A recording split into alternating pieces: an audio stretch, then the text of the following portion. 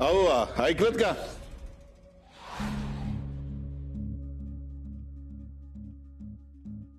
आली ना कृष्णा? कधी आला राया घेऊन तिला? हा बरं एक काम करा, कृष्णाला खालीच बोलवा, आम्हाला जरा बोलायचंय तिच्याशी.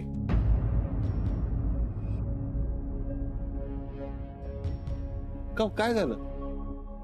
नाही काही नाही. मग बोलवा की कृष्णाला. कृष्णा अजून आली नाही. आली नाही म्हणजे? राय गेला होता ना तिला आणायला, की सासूरवाडीतच रमला? तिथे राहणार बिणार नाही ना आज? काय विचारतोय आम्ही? काही झालं तरी मी कृष्णाला आणाय जात नसतो. आता आम्हाला कसं कळणार? कारखान्यातील काम आटपून गेला असेल, त्यामुळे त्याला उशीर झाला असेल. मग फोन करून विचारा त्याला. लावा फोन. कशाला उगाच फोन करून त्रास देताय? कारखान्यावरून कृष्णाच्या घरी जायला उशीर झाला असेल. पण ऋतिक तर कवाचाच आलाय. मला म्हटलं कारखान्यातलं काम कवाच आटपलंय. आणि मी त्याला विचारलं राया कृष्णाला आणायला गेलाय का, तर मला म्हटलं मला माहित नाही.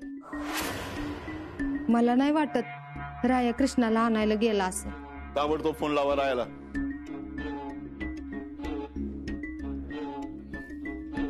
राया,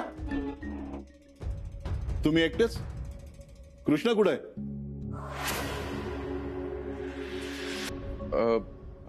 ते कामामुळे वेळ नाही मिळाला तिला आणायला जायला. कामामुळे?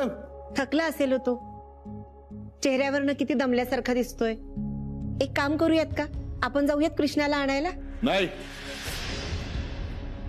कृष्णाला आणायला रायात जाणार.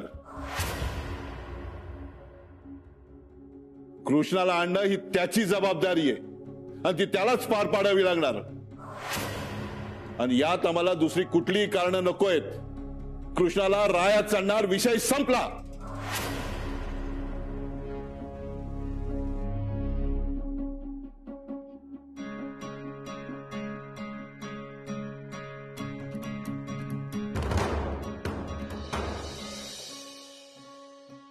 मामा, हे मामा, काही टेन्शन मध्ये आहेस का?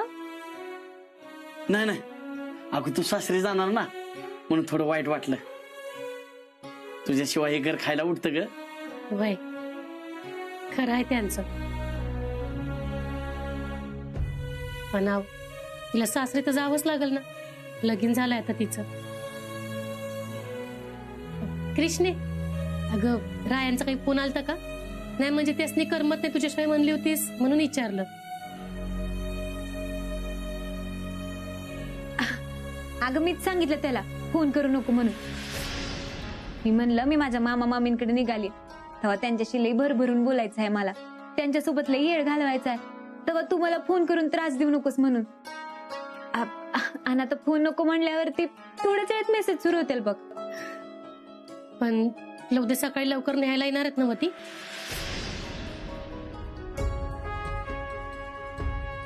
कृष्णे चल लवकर, सासू आणली, चल पटकन. हा त्या इथं आलेत.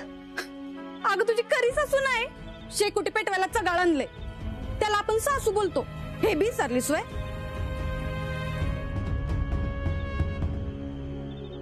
मिनटे, मला वाटलं माझ्या खऱ्या सासूबाई आल्या तिथं. हा उघडच आहे तुझं. चल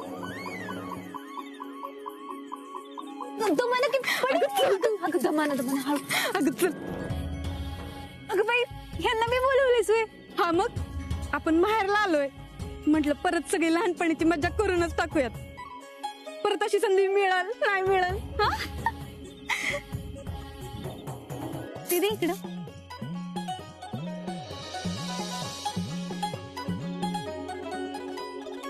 कृष्णे, मला तर वाटलं होतं आपलं लग्न झाल्यावर परत अशी शेकोटी करायला मिळते की नाही.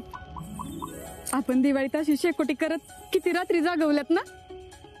आणि तू रात्रभर शेकोटी पुढनं हलायचीच नाहीस. हा, आणि जरा शेकोटीपासून लांब गेली की नाही की परत यायची शेकोटी पाशी. गार लागतंय म्हणून.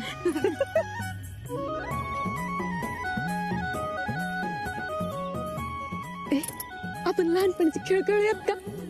काय ग खेळायचो आपण? हा आव मी ना खेळायचो आपण. चला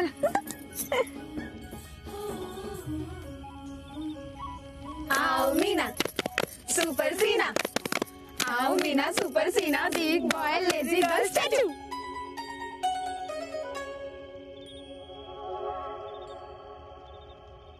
आपण फुगडी खेळूयात का?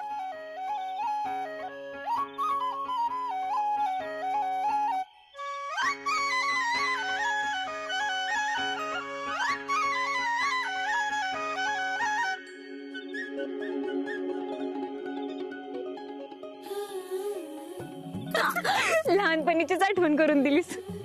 मिंटू तुला सांगते, मी लग्न करून जरी सासरी गेली असली ना तरी मामा मामींपासून लांब जाणार नाही बघ. आणि मी हे घर अजिबात सोडणार नाही.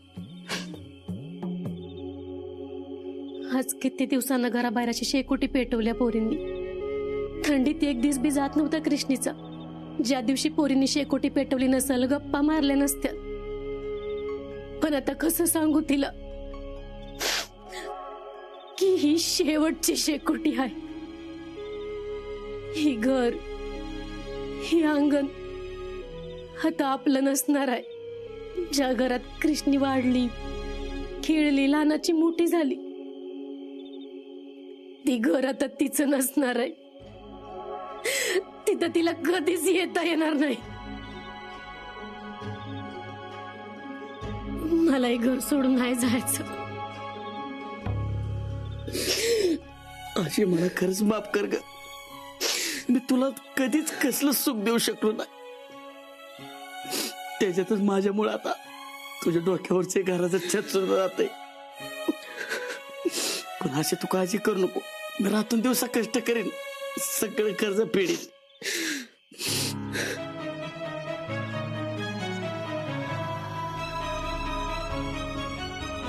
मला नाही जायचं या घरातून बाहेर. अगं असे काही दिवसाचाच प्रश्न आहे. मी तुला शब्द देतो,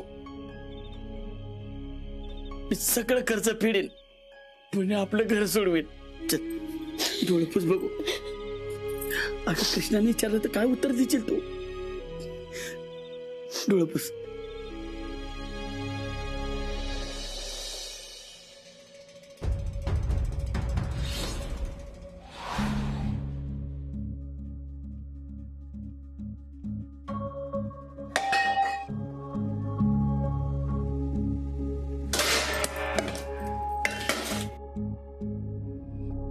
मामे, अगं एवढ्या लवकर का बरं उठलीस? हा, व्हायचा आराम करायचास का नाही? आणि हे काय, हे अशी भांडी सामान असं का भरले जणू आपण घर सोडून निघालोय? अगं ती घरातली समधी कामात मला एकटीलाच करायला लागतात ना. तू बी नसतीस मदतीला, म्हणून जास्तीचं सामान आवरून ठेवलं बघ.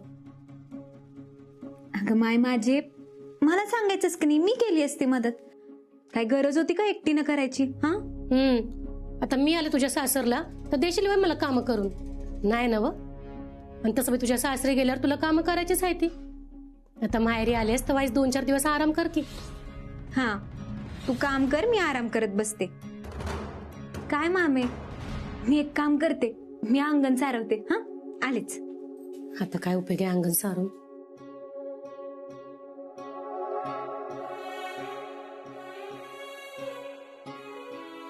का उपयोग का नाही बरं? अगं नाही म्हणजे आता दिवाळी झाली ना म्हणून म्हणलं. बरं जा, तू तयारी करायला घे. राया कवा बी येतील तुला न्यायला. आज तू तुझ्या घरला जाणार आहेस ना मग. जा आवरून घे. तो आला की करता येईल की तयारी? नाही नाही ना ग, तू आवरून ठेव तुझं. त्यासनी परत काही काम असेल तर परत थांबायची नाही ती. तू आवर म्हणजे ती आली की लगेच निघता येईल तुम्हाला. ठीक आहे.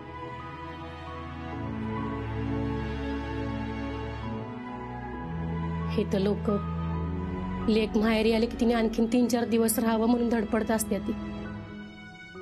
पण मी मात्र तू लवकर घरी जावंस म्हणून धडपडते. मला माफ कर कृष्णे.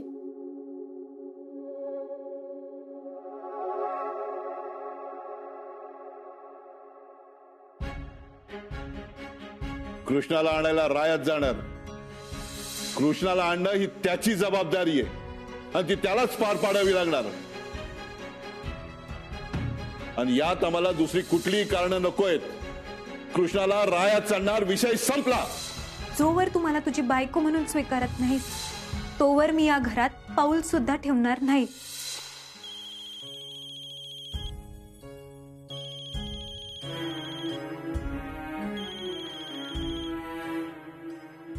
अरे कुठं आहेस? काही न खाता पिता गेलायस. माझी इच्छा नाही खायची. अरे राया, असं उपाशी राहून काय होणार आहे का? अशाने गोष्टी बदलणार आहेत का?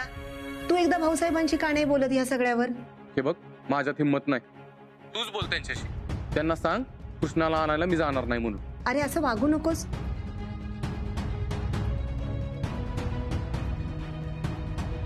राय ते काय करायचं? ट्रकचं पाठवायचं आहे का नाही?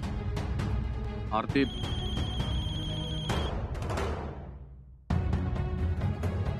हॅलो,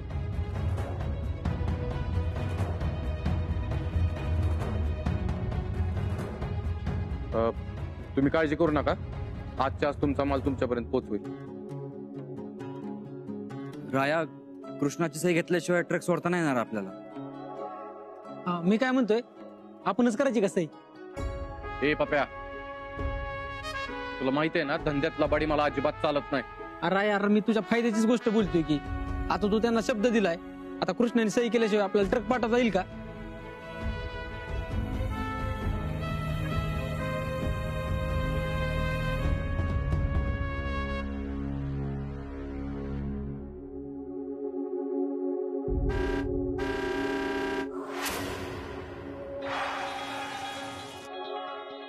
कृष्णे, ए कृष्णे, अगं राय आले ती, जावई बापू आले ती, जा जाऊन पडदेशी तयार हो. मला वाटलं नव्हतं राया एवढ्या लवकर अट मान्य करत. असं वाटत होतं तू आता काय मला लवकर न्यायला येतच नाही, पण शेवटी त्यांनी माझी अट मान्य केली तर मला बायको म्हणून स्वीकारायला तयार झालाय तो.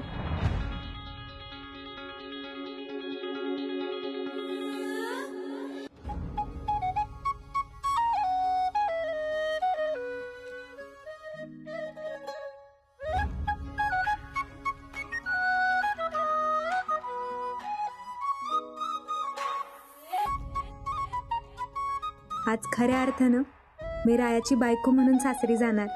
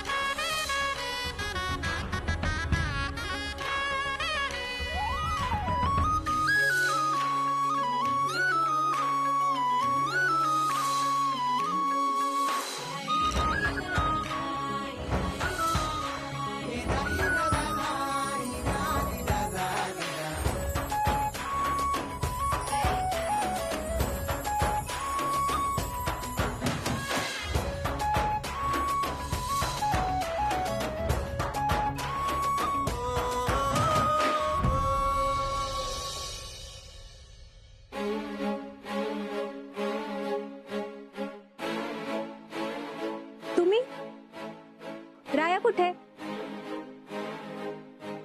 हा, गाडीत बसला असेल ना?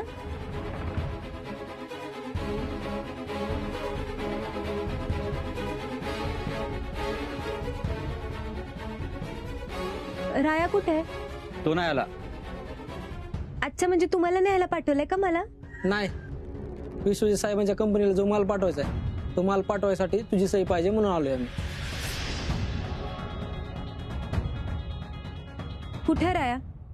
कारखान्यावर आहे. तो का नाही आला मला न्यायला?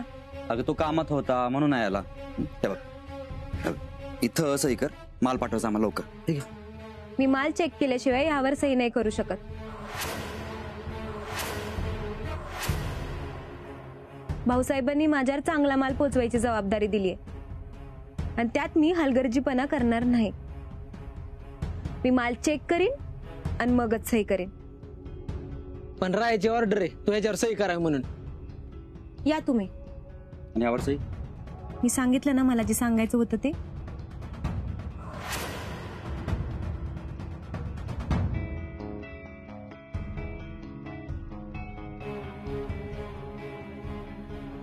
कृष्णे, हे सगळं काय आहे?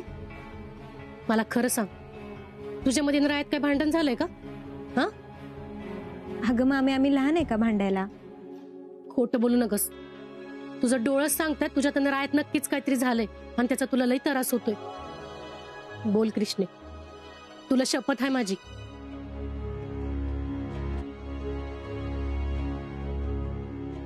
कृष्णे, आपण फक्त या खोलीच्या बाहेर जगासाठी नवरा बायको आहे. या भिंतींच्या आत आपलं नवरा बायकोचं कुठलंच नातं असणार नाही. जोवर तू मला तुझी बायको म्हणून स्वीकारत नाहीस, तोवर मी या घरात पाऊल सुद्धा ठेवणार नाही. रायानं अजून मला बायको म्हणून स्वीकारलेलं नाहीये मामे. मी इकडे येताना त्याला सांगून आलीये, तू तवाच मला नेला ये जेव्हा मला बायको म्हणून स्वीकारशील.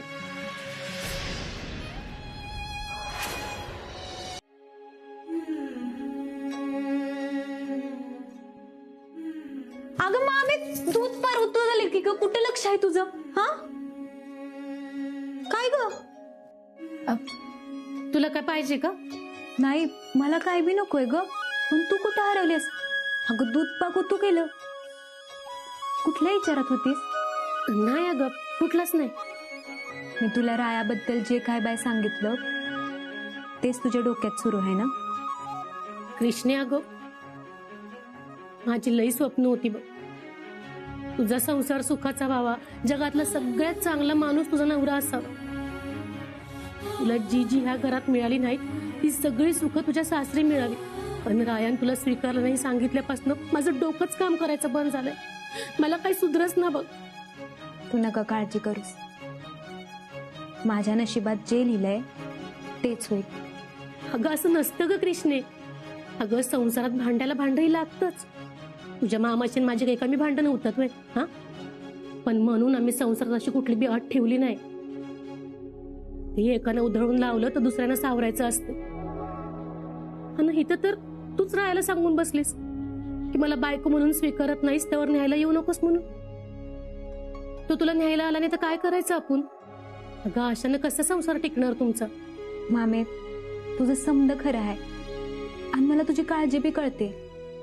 पण मला तूच सांग, ज्या संसारात तुला बायको म्हणून किंमतच नाहीये त्या नात्याचा काय उपयोग? कृष्णे, अगं असं बोलू नये बाय.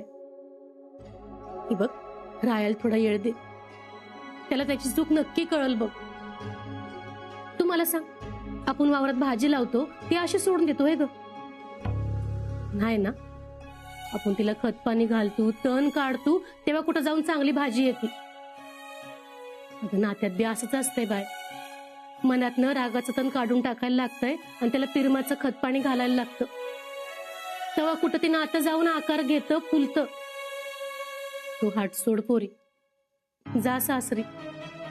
ही बघ, मला खात्री आहे राया तुला नक्की स्वीकारल.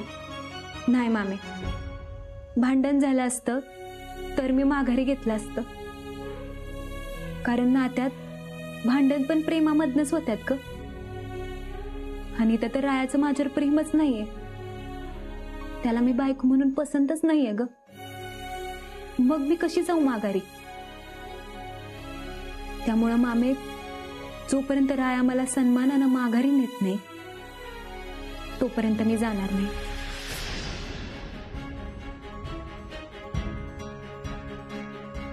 ठीक आहे, तुला जी बरोबर वाटतंय ती कर. माझा विश्वास आहे तुझ्यावर. तू जी काय करशील त्यांनी टीचर करूनच करशील. पण ह्या समध्यामध्ये तुमचा संसार तुटायला नको एवढंच वाटतंय बघ मला. मामे, समद चांगलं होय. तू अजिबात काळजी करू नकोस. हाय का आता आपण बोलत काय बसलोय? तुला मंडईत जायचं नाही रे? उठावर पडदिशी, नाहीतर मलाच बोलशील तुझ्यामुळे उशीर झाला म्हणून, हे की नाही? जा.